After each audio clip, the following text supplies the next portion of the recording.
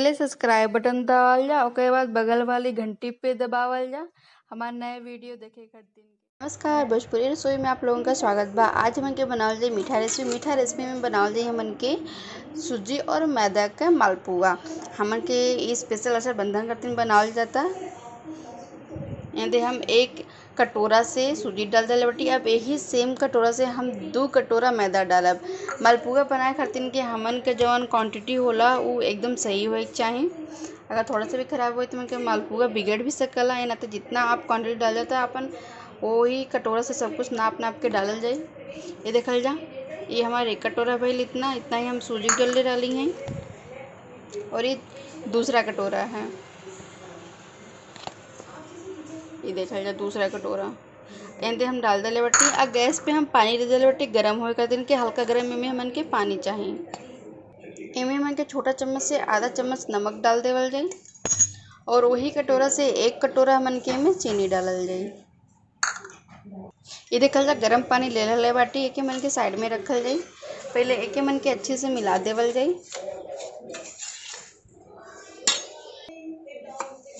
ये देखल जा यहाँ मिला के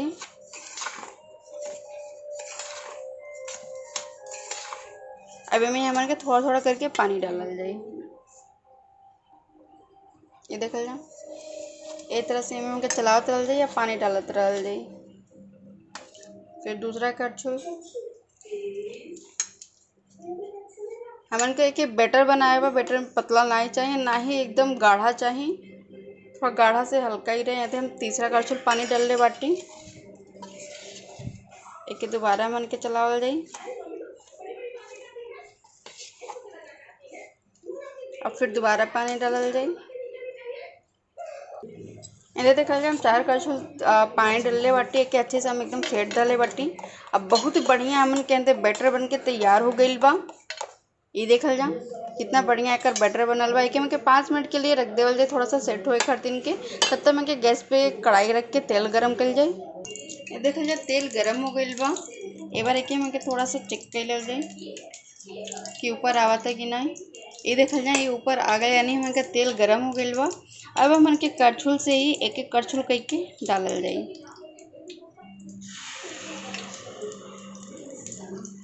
ये देखल जाए एक तरह से हमन के कड़छुल से डाल देवल जाए। ये जब थोड़ा सा फूल जाए तो हमके दूसरा डालल जाए। अब हमन के और डालल जाए।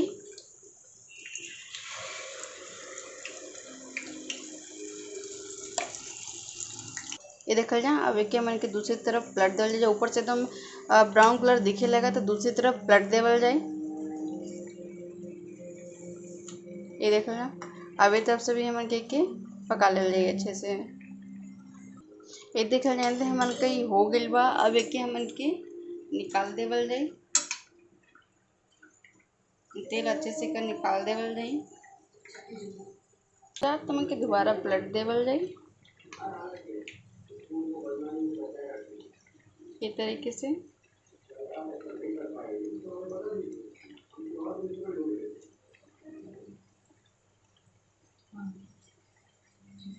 और खैले में उतना ही अच्छा होला, एकदम सॉफ्ट सॉफ्ट बहुत ही अच्छा लगला। ये देखल जा हमन के मालपुआ बन के तैयार हो गया। बहुत ही अच्छा लगला खैले में और बहुत जल्दी मीठा बन जाला। तो आप लोगों के घर पे जरूर बनावल जा और ट्राई कर जा। कमेंट बॉक्स में जरूर बतावल जा कैसन लगल।